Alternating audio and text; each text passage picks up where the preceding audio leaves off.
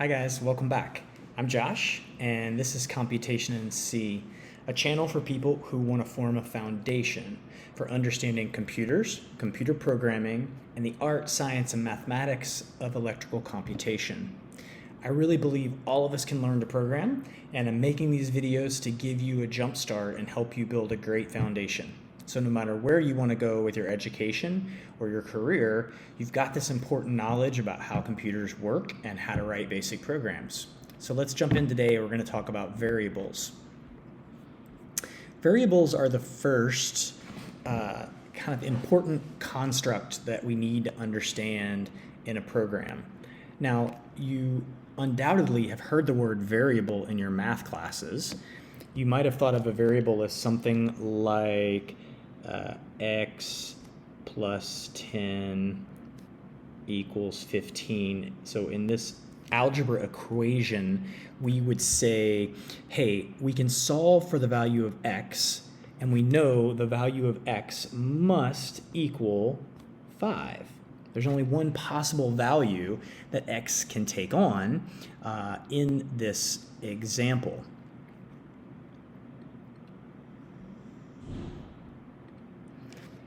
So x equals 5. In a computer program, variables have a little bit of a different meaning. And so I want to start breaking that down and giving you a concept for that. So first of all, I want you to think of a variable in a programming language as a container. It's a container. It's a space in the computer's memory where I can store information. Okay? So it's a named space in computer memory. And just like a physical container can have different sizes, variables can have different sizes. And by that I mean they have a different amount of information they can represent. So they have, as an example, if they're representing a number, a larger variable can represent larger numbers than a smaller variable type. Okay? Now let's remind ourselves really quick from a past video that computer memory is organized into units of 8 bits, that is 1 byte. And each bit gets a number associated with it or identifier associated with it, bits 0 to 7. That's 8 total bits are stored in a byte. And in a computer, in the computer's memory, you can think of it as a long tape or a long table of bytes. And each byte in the memory has associated with it an address. So we might say this byte of memory has the address number 1. This byte of memory has the address number 2.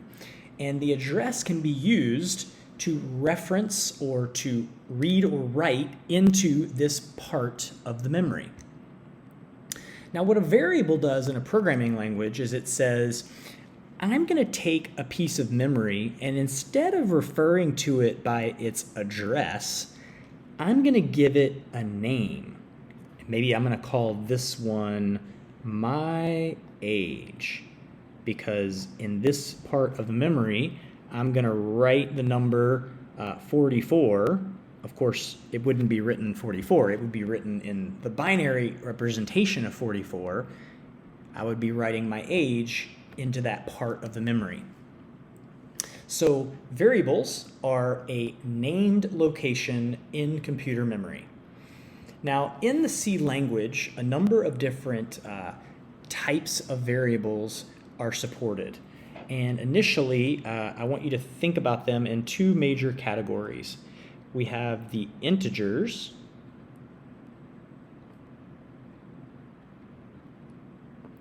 okay, and we have the rational numbers. And another name that we use in computers for rational numbers are called floating point.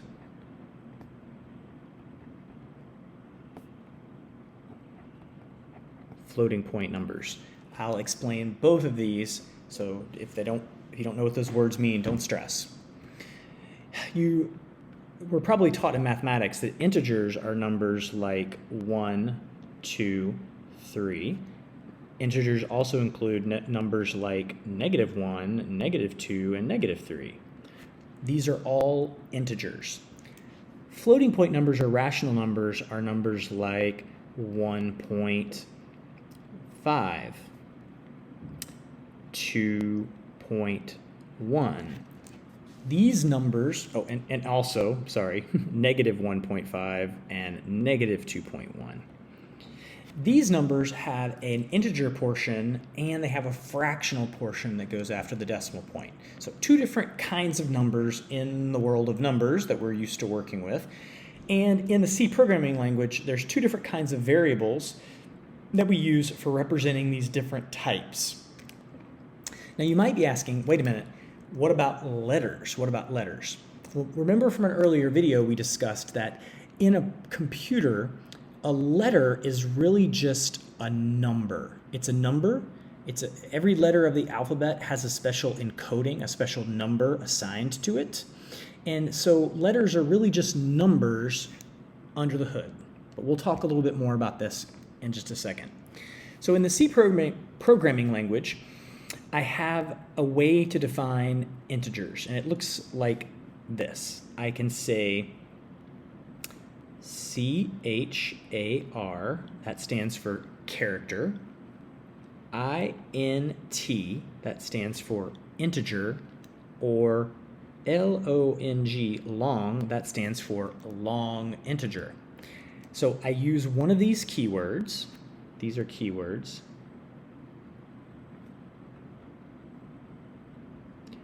After the keyword, I give my variable a name. So I can say car, I could say my initial equals J. Okay, more on that in just a second because I know I'm telling you these are integers. We'll get there.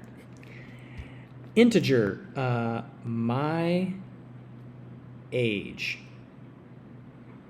equals 44. Long, number of stars in the universe equals, whoa, it's a really long number. At that base, it's like 9999999. It's, a huge number. Now, when we define each of these variables, what the C compiler is going to do is reserve a certain amount of computer memory for storing the variable based on what type we asked it to assign. It changes for every computer. This is not static. Certain types of computers and architectures have different sizes for these different variables, but what's always true is that one is larger than the prior one. So here, a character is always represented as 1 byte. Normally, an integer is represented as 4 bytes. Normally, a long integer is represented as 8 bytes in memory. So what this effectively means is that a character, the largest value that can be stored in a character is 2 to the 8th, which is 255. The largest value that can be stored in an integer is 2 to the 32nd. That's 32 bits. So 4 bytes, 8 bits per byte, 32 bits. The largest value that can be stored in a long, you get the idea, 2 to the 64. Now, I want to pause here for a second and explain something. Because integers can be positive and negative, let's use the character as an example. Characters could, in theory, take on the values 0 through 54. That is 255 unique values any number between 0 and 254 could be stored into a character variable.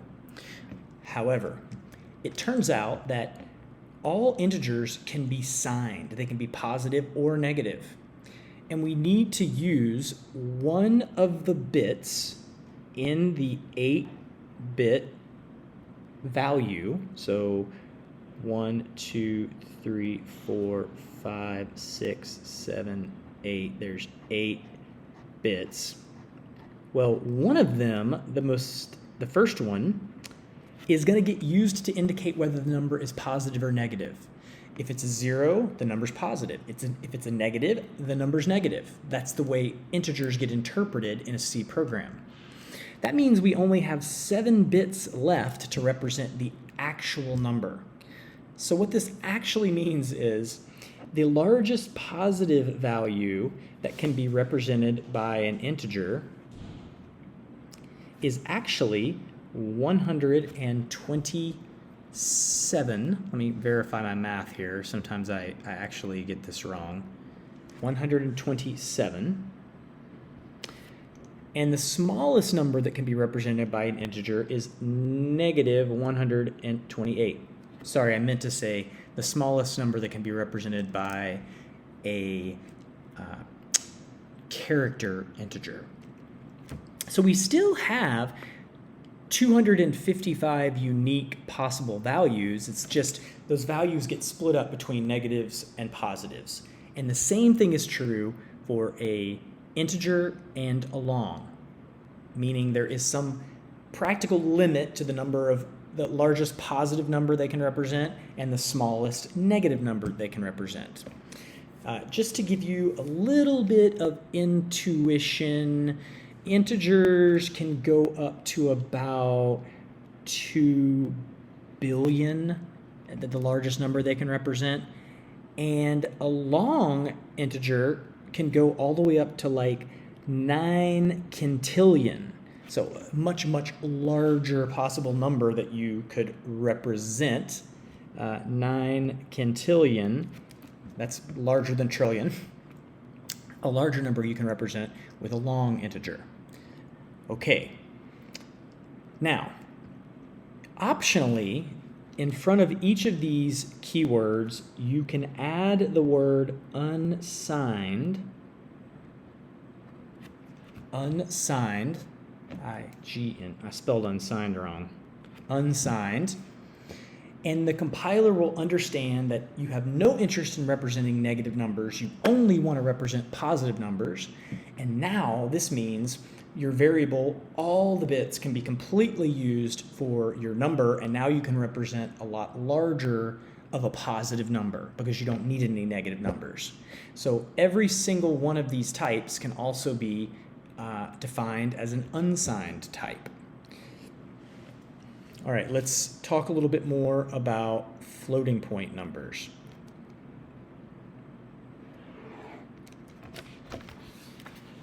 Floating point numbers are a little bit special. First of all, they're always signed. You can't have them be unsigned.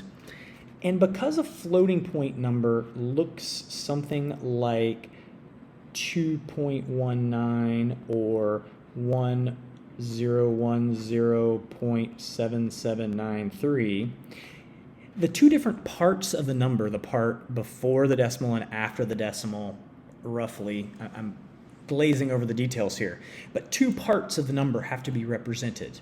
So the number of bits that are available to store the number gets split up between these different parts of the number. So it's a little bit difficult to say what's the maximum value that can be represented by a floating point number. But what you need to know is that a normal float, let's call this the variable pi equals 3.1 ba ba ba. A normal floating point variable, when you define it using the keyword float, will be represented as 4 bytes. If you define a floating point number as a double,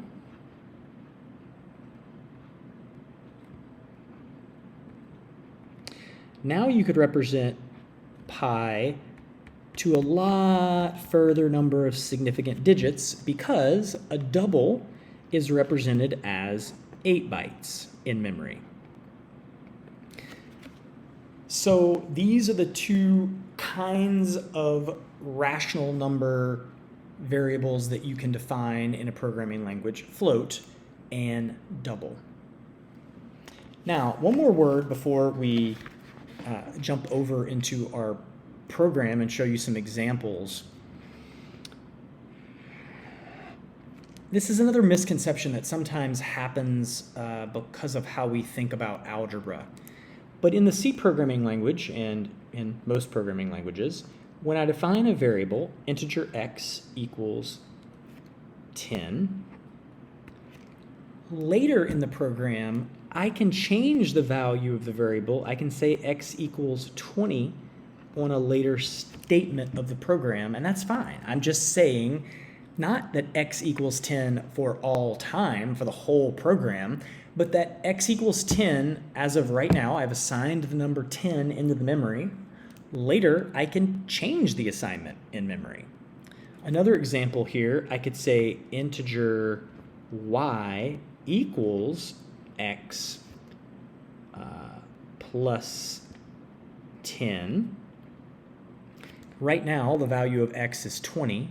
So what I'm saying is, evaluate the mathematical expression 20 plus 10. What is 20 plus 10? 20 plus 10 is 30. Assign into the variable y that answer, which is 30. So what I really want to call out to you is variables can be assigned values as many times as you want in the course of a program. The variable is just a place in memory where a number is stored.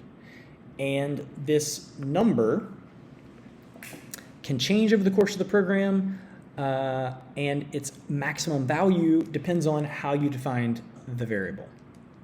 One last thing that I forgot to mention earlier, I'm going to jump back up here and say, why did we call this integer a character? It represents a 1 byte piece of data, a 1 byte integer. Well, it turns out 1 byte has roughly 255 unique possible values that it can take on. And it turns out the alphabet of the English language and many Western European languages can be represented in 255 different unique letters, numbers, in different forms of capitalization, etc. So we call this a character because it's just the amount of memory that you need to represent one letter encoded in ASCII. And so it's very common to use the character variable type just to represent a letter. Representing letters is something very common in computer programs, so we have a special variable type that's just the right size for representing a letter. Even though under the covers, it's still just a number. All right, let's jump over to our code here. What I want you to do as we wrap the video up is open up your text editor and look at the program file 03-variables. In this file, I've written a very simple main program. I've added comments to help it make sense to you, and I've just walked you through a bunch of different examples of creating variables and assigning values. Here on line 38 and 39, I'm highlighting for you that a character is really just a number. You can assign a character to represent the letter J. You can also assign a character just to represent a number, the number 10, say. So I walk you through all of these different types of examples and show you some different math and different tricks you can do with variables, some different gotchas, just to get you acquainted with how variables work, because they're kind of the cornerstone of how we represent and refer to data in a computer program. All right, that's it for today. Take your time looking over the variables program file, Feel free to post questions that you have that will help me improve the file and improve this video. We'll see you next time. Have a great one.